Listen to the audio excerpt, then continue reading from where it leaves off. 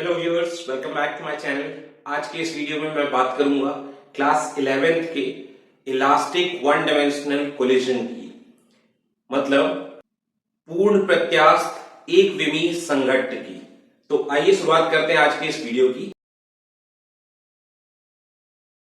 हम ये मान के चलते हैं कि हमारे पास दो पिंड हैं, दो बॉडीज हैं जिनके मासेस द्रव्यमान क्रमशः m1 और m2 है।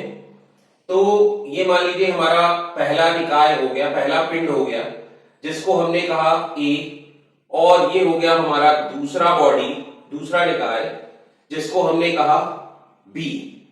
अब ये दोनों बॉडीज कुछ ना कुछ इनिशियल वेलोसिटी u1 और u2 से चल रही होती हैं, मोशन पे हैं। ठीक, ये प्रारंभिक वेग है पहले पिंड का और ये प्रारंभिक वेग है दूसरे पिंड का। ये दोनों गति में है और एक ही दिशा में गति कर रही हैं। अब ये बॉडी इसको जाके कोलाइड करेगा, ये इसके साथ में संघट्ट करेगा, टकराएगा। इसकी कंडीशन क्या है कि जो पीछे वाला बॉडी है ए, इसका जो इनिशियल वेलोसिटी है, प्रारंभिक वेग, इसके मान को इसके प्रारंभिक वेग से ज्यादा होना पड़ेगा। भाई जो चीज पीछे चल रही है वो अगर तेज से ज्यादा स्पीड से इससे नहीं चलेगी तो इसकी तरफ अप्रोच कैसे करेगी, इसके पास पहुंचेगी कैसे और उसको कैसे टक्कर मारेगी, कोलाइड करेगी। सही ना? So here you right u1 is greater than u2। तो ये जो पिक्चर है ये बिफोर कोलिजन है, बिफोर कोलिजन। मतलब हमने क्या कहा, संघट्ट के पूर्व। ठीक, तो ये पूरी पिक्चर चल रही संघट्ट के पूर्व। अब ये क्या होगा, आपस में आके कोलाइड करेंगे, संघट्ट होगी और उस संघट्ट में क्या होगा कि उसके बाद ये दोनों अलग अलग वेग से, डिफरेंट वेलोसिटी से दे विल स्टार्ट मूविंग, वो अलग अलग वेग से चलने लगेंगे। ठीक है, तो मान लीजिए कि अब ये जो बॉडी ए है, ये बॉडी ए हमारी किस वेलोसिटी से चल रही है, इसका फाइनल वेलोसिटी इससे v1, राइट। और जो बॉडी बी है उसका final velocity now becomes what, v2। तो ये इनके अंतिम वेग क्रमशः पिंड ए और बी के क्या क्या है, ए v1 और v2। ठीक है, तो ये हो गया क्या, आफ्टर कोलिजन। कोलिजन। अब हमने क्या किया, इसको क्या लिख देते हैं, संघट्ट के पश्चात। ठीक है बच्चों। Now during, since the collision is perfectly elastic, जो संघट्ट है ये पूर्णतः प्रत्यास्थ है, तो इलास्टिक कोलिजन की कंडीशन क्या है, that linear momentum of the bodies suffering collision will remain constant, conserved.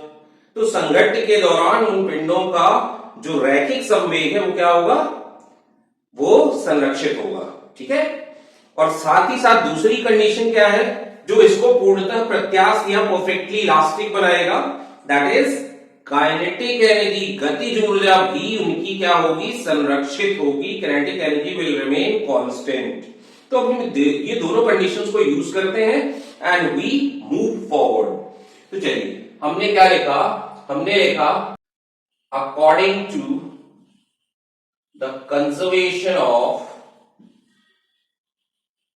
Of linear momentum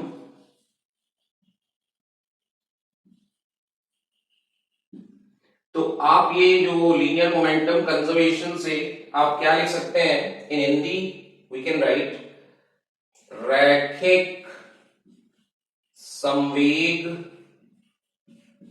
संरक्षण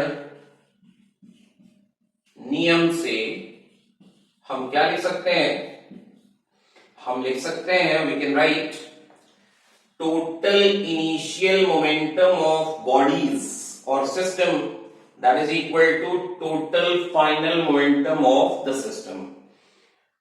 तो संघट्ट के पूर्व का कुल रैखिक संवेग बराबर संघट्ट के पश्चात का कुल रैखिक संवेग। ठीक। So you can write now m1 into u1, let we write their masses also. इसका मास हमने लिखा पिंड A का m1 और पिंड B का मास द्रव्यमान लिखा हमने m2, और ठीक इसी तरीके से हमने यहां भी कर दिया संघट्ट के पश्चात m1 और m2। ठीक है, अब हम क्या करते हैं कि ये जो प्रारंभिक संवेग है, initial linear momentum, it will be m1 u1 द्रव्यमान गुणे वेग, तो m1 into u1 plus m2 into u2, तो हमने इसको लिख दिया m2 into u2 that is equal to, यहां पे भी हमने क्या लिखा m1 इंटू v1, so this is m1 v1 plus m2 into v2। ठीक है, m2 इंटू v2। अब हम यहां से क्या करते हैं कि इस m1 v1 को इधर ट्रांसपोज करते हैं, पक्षांतर करते हैं, और इस m2 u2 को हम उधर पक्षांतर कर देते हैं। तो upon transposition we have m1 u1 minus m1 v1 that is equal to m2 v2, this term, minus जैसे ही ये इधर आएगी माइनस हो जाएगी m2 u2।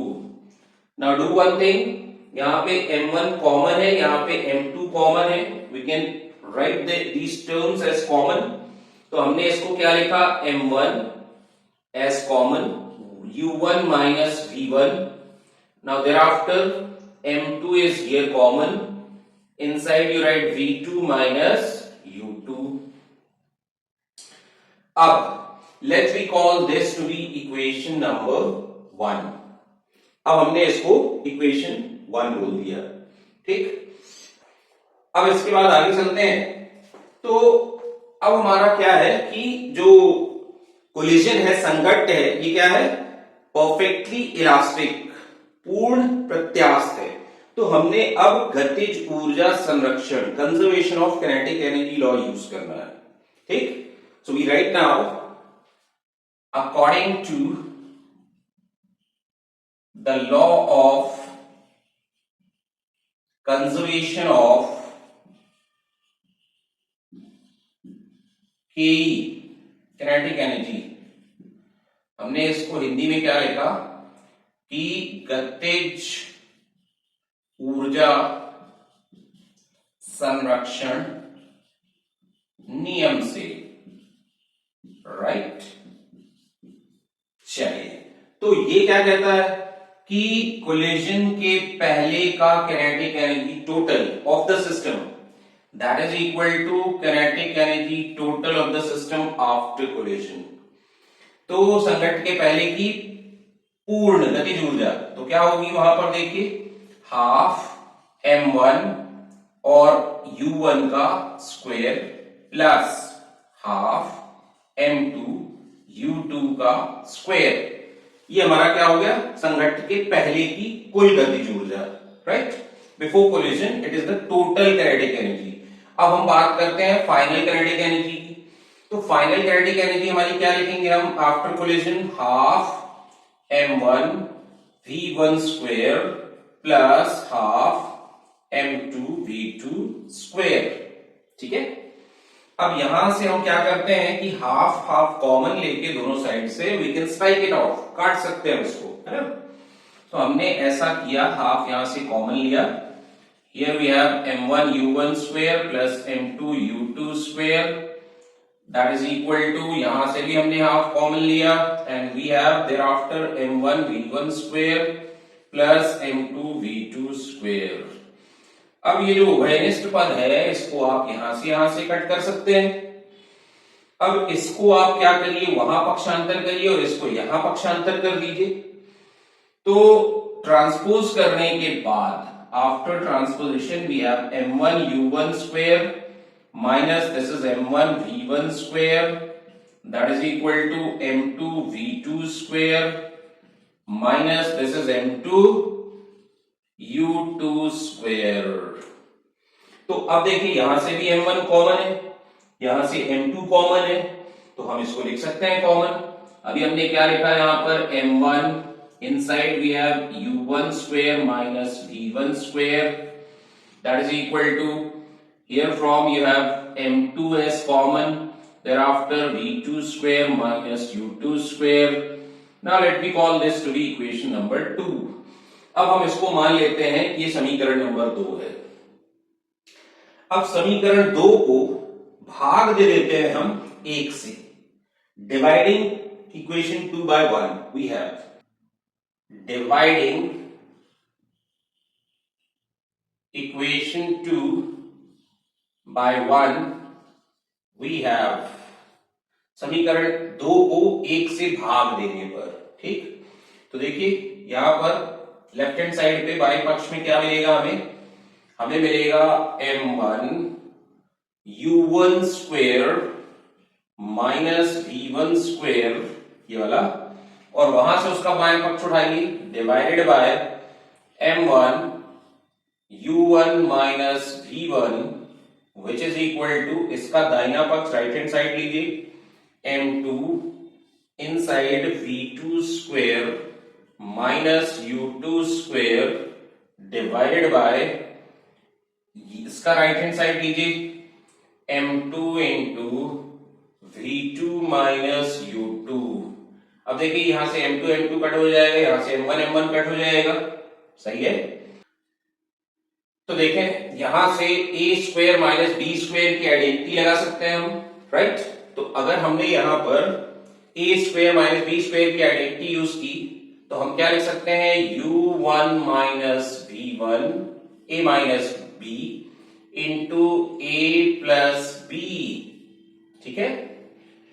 अब ये डिवाइडेड बाय क्या है, u1 minus v1 that is equal to, बिल्कुल इसी तरीके से हम राइट हैंड साइड भी लिख सकते हैं, हम लिख सकते हैं v2 minus u2 into v2 plus u2 divided bye, this is v2 minus u2, ठीक है।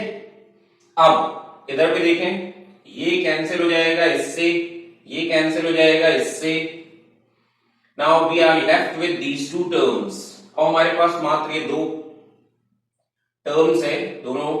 तो हमने क्या लिखा, u1 plus v1 thereafter v2 plus u2। अब आप क्या करें, v1 को यहां ले आए और u2 को वहां ले जाए, तो आप क्या लिख सकते हैं, u1 minus u2 that is equal to v2 minus v1, सही है। तो अब देखिए ये चीज है क्या, देखें तो ये चीज क्या है, u1 माइनस u2। अब u1 बड़ा है u2 से, तो u1 क्या कर रहा है, अप्रोच कर रहा है किसकी तरफ, b की तरफ। तो इसको हम क्या कहेंगे, relative velocity of body A with respect to body 2, और बॉडी ए कर क्या रही है, b की तरफ पहुंच रही है, ठीक है। तो हम इसको क्या कहेंगे, relative velocity of approach, that is equal to, now this is what, v2 minus v1। अब ये ज्यादा होगा यहां पर, इधर हमने लिखना है v2 is greater than v1 after collision. तो ये जब ज्यादा स्पीड से चलेगा तो इनके बीच का सेपरेशन बढ़ता जाएगा, तो इसको हम क्या बोलेंगे, relative velocity of separation. So we write it to be relative velocity of separation, right? Now the ratio of relative velocity of approach to the relative velocity of separation, इसको हम किस नाम से जानते हैं, इसको हम जानते हैं coefficient of restitution, small e, ठीक है। तो चलिए अब हम इसके जस्ट बाद आगे बढ़ते हैं। तो हमने क्या करना है, इस v1 को यहां पे रखना है, राइट।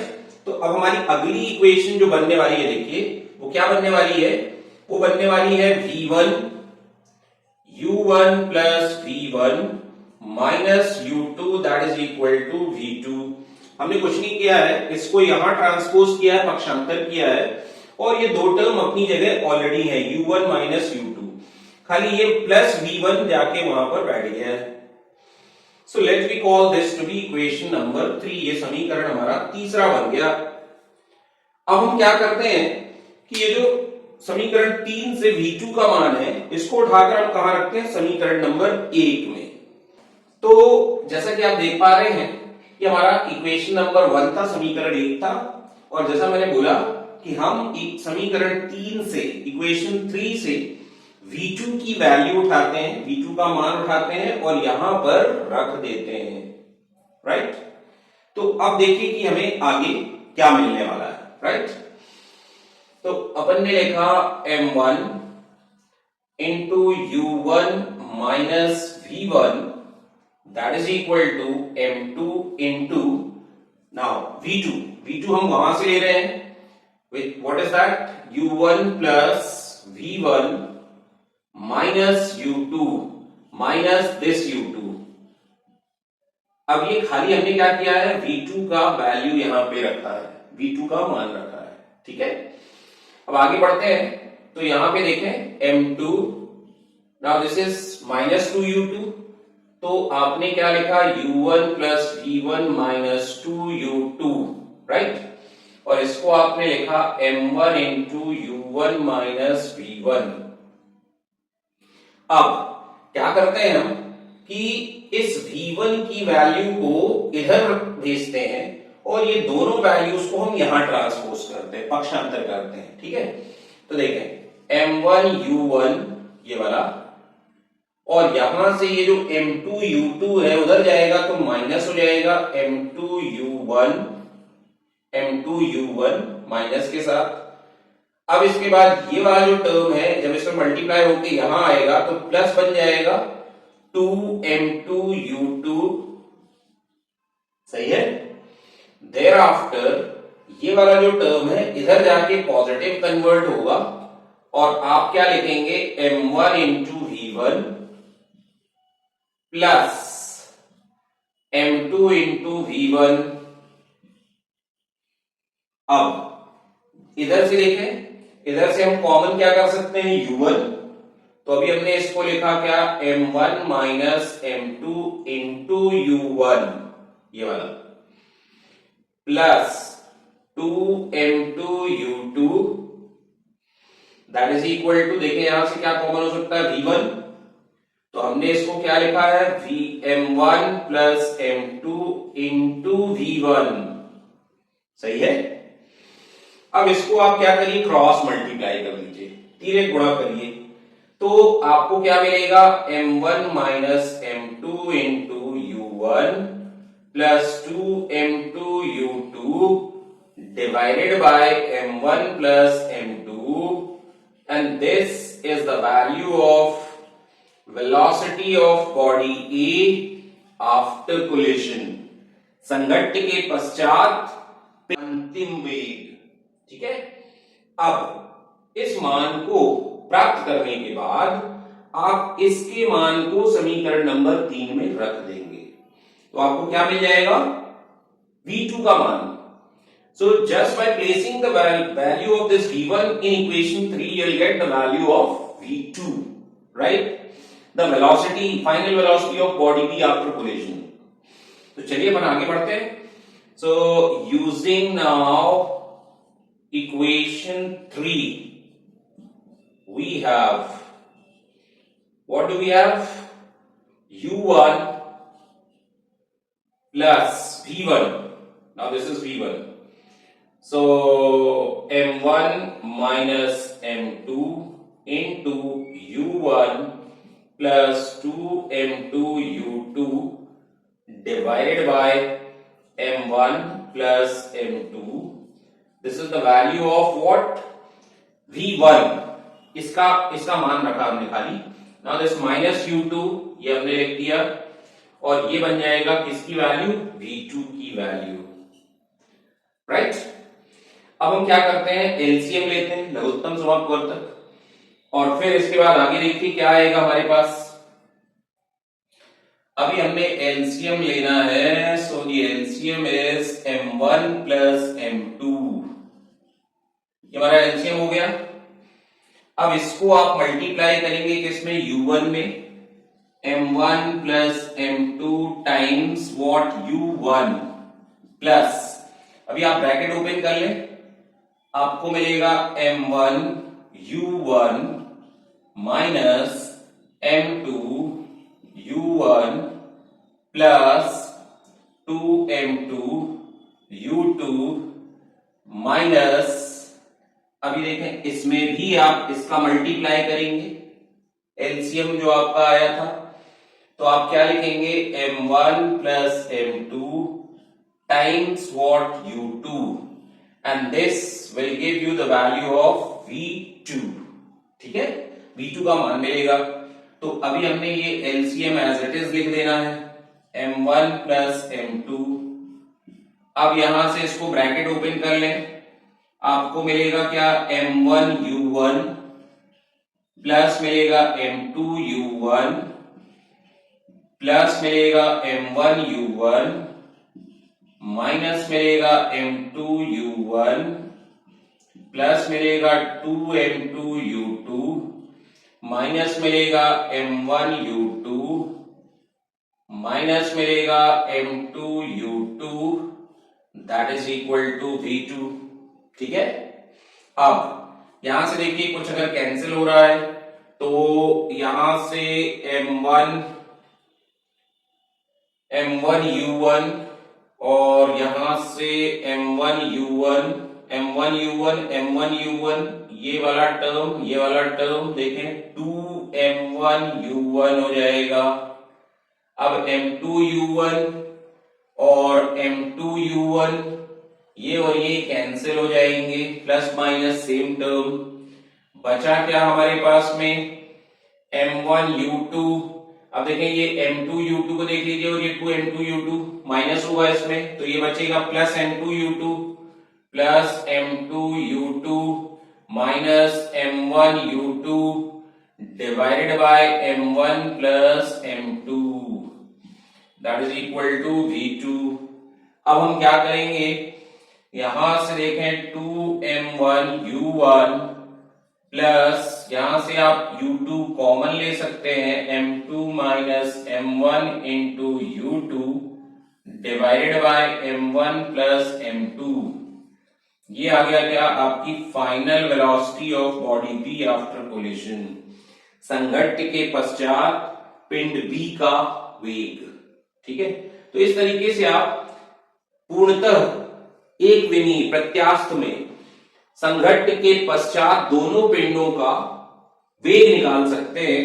क्योंकि हमें यहां पर ये सारी चीजें मालूम होंगी, जैसे उन दोनों पिंडों के द्रव्यमान मालूम होंगे, दोनों का प्रारंभिक वेग मालूम होगा, तो ये सारी वैल्यूज जैसे ही आप रखते हैं तो इनमें आप क्या निकाल सकते हैं, पिंडों के अंतिम वेग, फाइनल वेलोसिटीज